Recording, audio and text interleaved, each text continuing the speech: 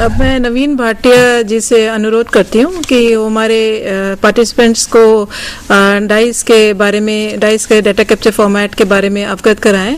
उम्मीद करता हूँ कि जितने दर्शक डाइस से रिलेटेड अभी हमारा ये जो प्रोग्राम देख रहे हैं वो सभी डाइस का 2010-11 का आंकड़ा संग्रह प्रपत्र अपने पास लेकर आए होंगे, क्योंकि आज हम लोगों को इसी प्रपत्र पर चर्चा करनी है।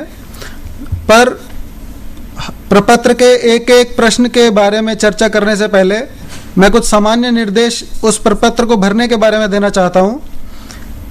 सबसे पहला निर्देश तो यह है कि जब प्रपत्र आपके पास भर के आता है या जब प्रपत्र भरने के लिए क्या क्या निर्देश आपको चाहिए, उसमें सबसे पहला यह है कि प्रपत्र का कोई भी कॉलम, हर एक जो प्रश्न है उस प्रश्न का सही सही उत्तर लिखें और उत्तर ज़रूर लिखें।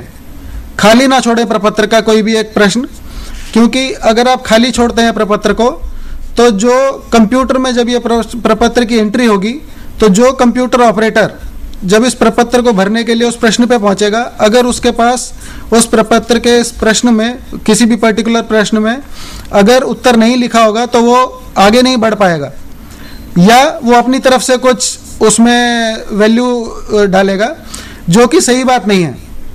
इसलिए हर एक प्रश्न का सही सही और कंप्लीट उत्तर लिखें। ज़्यादातर हमारा जो प्रपत्र है आंकड़ा संग्रह प्रपत्र, उस प्रपत्र में जितने भी प्रश्न हैं उन प्रश्नों के जितने भी उत्तर हैं वो ज़्यादातर कोड्स में लिखे हैं। हर एक वैल्यू को एक कोड दी गई है, उस कोड को प्रपत्र में हर एक प्रश्न के साथ लिखा भी गया है और कुछ जगह वो प्रपत्र के जो निर्देश आपको आपके राज्य की तरफ से दिए जाएंगे उसमें वो प्रपत्र के भरने के निर्देश भी साथ में दिए जाएंगे। उन निर्देशों को कृपया ज़रूर पढ़ें। उन निर्देशों को पढ़ने के बाद ही आप प्रपत्र को भरना चालू करें। अगर आप सबके पास आपके आंकड़ा संग्रह प्रपत्र 2010-11 का अवेलेबल है, हो सकता है आपने सॉफ्टवेयर के माध्यम से अगर ये छापा है तो उसमें बहुत सारे जो प्रश्न हैं, जितने भी प्रश्न हैं उसमें पहले 3 पेज जो कि स्कूल रिलेटेड इंफॉर्मेशन और उसकी भवन रिलेटेड सामग्री, वो सब जो इंफॉर्मेशन है वो पहले से भर के आती है। और वो जो भर के आती है वो इंफॉर्मेशन, जो इंफॉर्मेशन पहले से भर के आती है वो इंफॉर्मेशन आपको दोबारा से नहीं भरनी है। उस इंफॉर्मेशन में अगर कुछ चेंजेस हुए हैं तो आपको सिर्फ वो चेंजेस पे एक निशान लगाना है, जिससे कि पता चलेगा कि ये इंफॉर्मेशन सिर्फ चेंज हुई है और बाकी इंफॉर्मेशन आप एज इट इज भरेंगे। जो इंफॉर्मेशन पहले से भरी हुई है और उसमें चेंजेस नहीं है, आप उस इंफॉर्मेशन को नहीं छेड़ेंगे। इससे जो कंप्यूटर ऑपरेटर है, जब उसके पास वो डेटा कैप्चर फॉर्मेट या आंकड़ा संग्रह प्रपत्र जब पहुंचेगा तो उसको भी ये इंफॉर्मेशन कंप्यूटर में एंटर करने में आसानी होगी। अब अगर हम एक एक करके हर एक प्रश्न के बारे में चर्चा करें तो बेहतर है। और उम्मीद करता हूं कि जितने दर्शक डाइस से रिलेटेड प्रपत्र लेकर आए हैं उस प्रपत्र को खोल लें और एक एक प्रश्न पे अब हम चर्चा शुरू कर रहे हैं।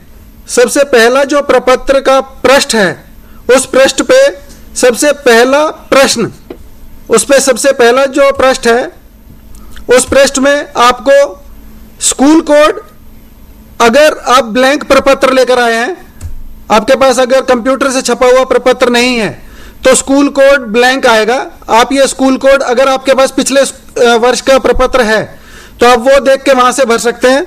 और साथ में शैक्षिक सत्र में 2010-11 ये लिखा जाएगा 2010-11।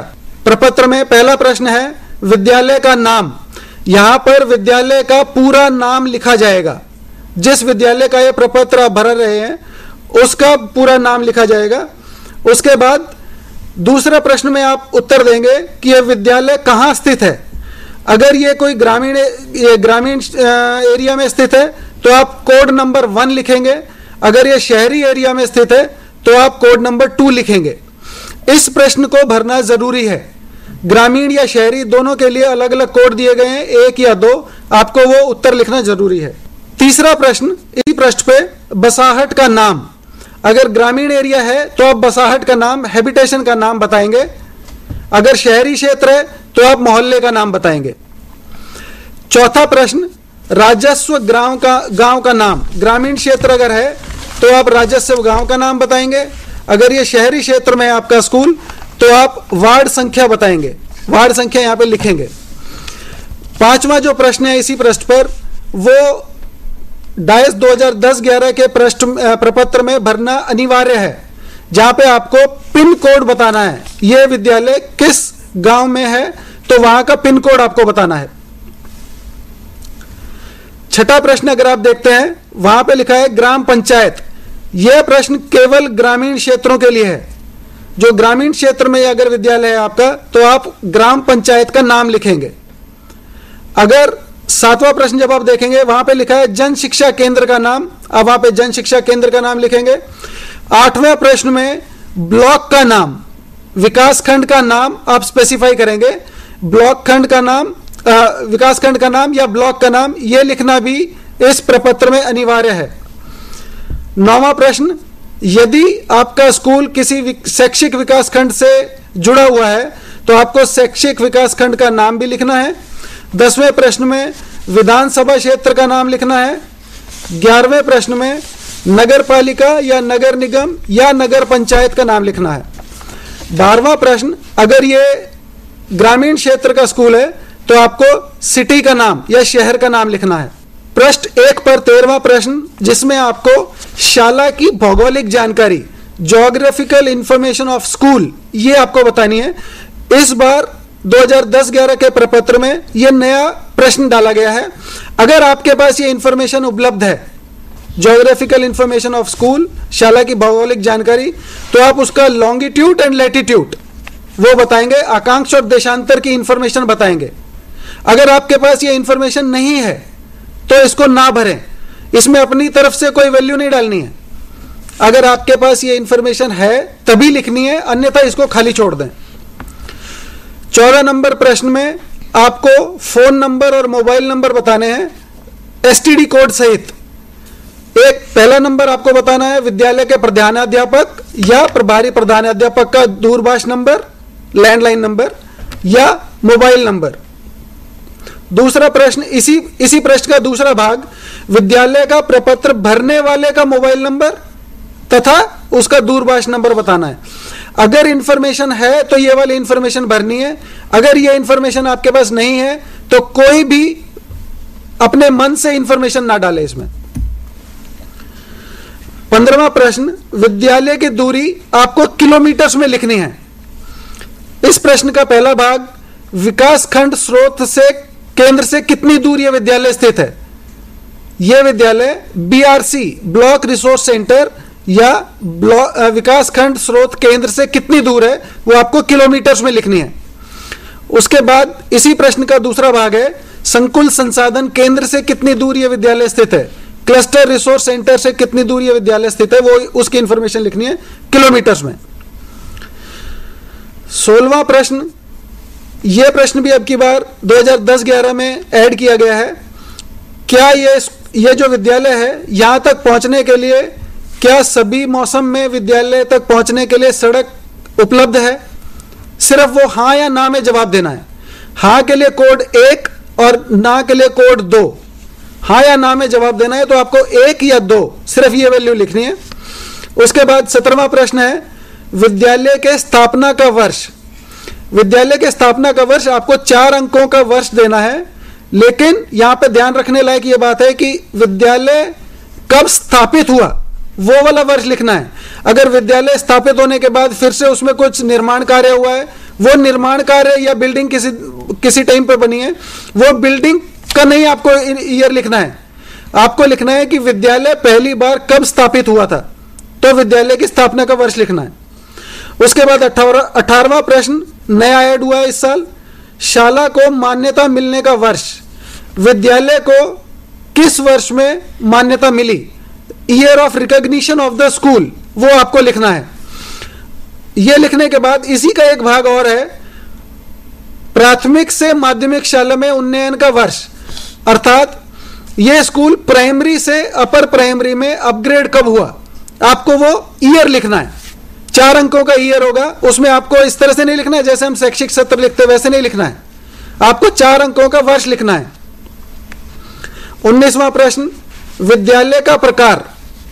विद्यालय का प्रकार में आपको लिखना है, अगर ये विद्यालय अगर सिर्फ बालकों के लिए है, अगर सिर्फ लड़कों के लिए है तो आपको कोड संख्या 1 लिखनी है। अगर ये विद्यालय सिर्फ लड़कियों के लिए है तो कोड संख्या 2 लिखनी है। अगर ये विद्यालय में सह शिक्षा मतलब लड़के लड़कियां दोनों पढ़ते हैं तो 3 लिखने हैं, कोड नंबर 3 लिखा जाएगा। विद्यालय का स्तर, अगला क्वेश्चन 20 नंबर, विद्यालय का स्तर दैट इज स्कूल कैटेगरी। यहां पर भी आपको आपके प्रपत्र में 5 कोड छपे हुए हैं। पहला नंबर प्राथमिक, दूसरा नंबर प्राथमिक तथा उच्च प्राथमिक, इस तरह से आपके पास 5 कोड दिए हुए हैं। ये 5 कोड राष्ट्रीय स्तर से फिक्स किए गए हैं, आपको इन्हीं 5 में से एक लिखना है। हो सकता है कि आपके राज्य ने भी कुछ अपनी तरफ से इस डेटा कैप्चर फॉर्मेट में, इस आंकड़ा संग्रह प्रपत्र में अपने कुछ कोड ऐड किए हों, लेकिन वो राज्य परिभाषित चर हैं। उनकी इंफॉर्मेशन आप अपने स्टेट कोऑर्डिनेटर से, आपके जो राज्य के कोऑर्डिनेटर हैं, सिर्फ वही आपको दे पाएंगे। हम यहाँ पर राष्ट्रीय स्तर से जो हमने वेरिएबल्स फिक्स किए हैं, जो हमने चर फिक्स किए हैं, हम उनके बारे में चर्चा कर रहे हैं। 21 नंबर प्रश्न में विद्यालय का प्रबंधन, स्कूल मैनेजमेंट, उसके बारे में आपको इंफॉर्मेशन देना है और यहाँ पे भी आपको सिर्फ कोड लिखना है। अगर ये विद्यालय सरकारी है तो कोड नंबर 1, अगर ये कोई लोकल बॉडी का स्कूल है तो कोड नंबर 3। इस तरह से आपको जो कोड्स उसमें सॉफ्टवेयर में लिखे हैं, डेटा कैप्चर फॉर्मेट में लिखे हैं, आंकड़ा संग्रह प्रपत्र में जो लिखे हैं वो आएंगे। और जैसे कि अपने ओपनिंग रिमार्क्स में प्रोफेसर मेहता ने बताया, इस साल से अनरिकॉग्नाइज्ड स्कूल्स, अनरिकॉग्नाइज्ड मींस जिनको अभी तक मान्यता नहीं मिली है, इस साल से वो स्कूल भी हमारे डायस में कवर किए जाएंगे, जिला शिक्षा हेतु जिला सूचना प्रणाली के अंतर्गत कवर किए जाएंगे। उनके लिए कोड नंबर 8 फिक्स किया गया है राष्ट्रीय स्तर से। तो आपको अनरिकॉग्नाइज्ड स्कूल्स के लिए कोड नंबर 8 लिखना है इस कॉलम में। 22 नंबर में हम पूछ रहे हैं विद्यालय की सबसे छोटी कक्षा। जिस विद्यालय के लिए प्रपत्र भरा जा रहा है उस विद्यालय में सबसे छोटी कक्षा जिसमें पढ़ाई चल रही है उसका नंबर लिखना है। अगर पहली कक्षा है सबसे छोटी तो आप क्लास 1 लिखेंगे, अगर दूसरी है तो 2 लिखेंगे। हो सकता है कि कोई माध्यमिक स्कूल हो जो 6ठी से 8वीं तक है, तो सबसे छोटी कक्षा उस स्कूल की, उस विद्यालय की कक्षा 6 होगी। इसी तरह 23 नंबर प्रश्न है विद्यालय की सबसे बड़ी कक्षा। सबसे बड़ी कक्षा भी इसी तरह आप भरेंगे। अगर प्राइमरी स्कूल है, अगर सिर्फ प्राथमिक स्कूल है जहां पे कक्षा 1 से कक्षा 5 तक की पढ़ाई होती है तो आप सबसे बड़ी कक्षा 5 लिखेंगे। अगर 6ठी से 8वीं तक पढ़ाई होती है और 6ठी से 8वीं तक का ही स्कूल है तो आप सबसे बड़ी कक्षा 8 लिखेंगे। इसी पृष्ठ पर 24वां क्वेश्चन, 24वां प्रश्न, विद्यालय में शिक्षा का माध्यम। विद्यालय में शिक्षण का माध्यम का यहां पर हमने 4 ऑप्शंस दिए हैं। किसी भी विद्यालय में हम ये मान के चलते हैं कि ज्यादा से ज्यादा 4 माध्यमों में उनकी पढ़ाई होती होगी। और यहां पर ज्यादातर तो स्कूल हमने जो ज्यादातर विद्यालय हमने का जो डेटा हमने जो एनालाइज किया है उसमें ज्यादातर विद्यालयों में एक ही शिक्षण माध्यम होता है। तो अगर एक ही शिक्षण का माध्यम है तो आप ए पार्ट में, ए कॉलम में उस शिक्षा का माध्यम लिखेंगे और वो शिक्षा के सारे माध्यम आपके प्रपत्र में छपे हुए हैं। जो राज्य से छप के आए हैं उसमें भी होंगे और जो सॉफ्टवेयर से छापा है जिन लोगों ने उसमें भी शिक्षण के माध्यम लिखे हुए हैं। आपको सिर्फ उनका कोड लिखना है, आपको टेक्स्ट में नहीं लिखना है कि अगर हिंदी है तो हिंदी पूरा नहीं लिखना है, हिंदी के लिए जो कोड दिया गया है वो कोड लिखना है।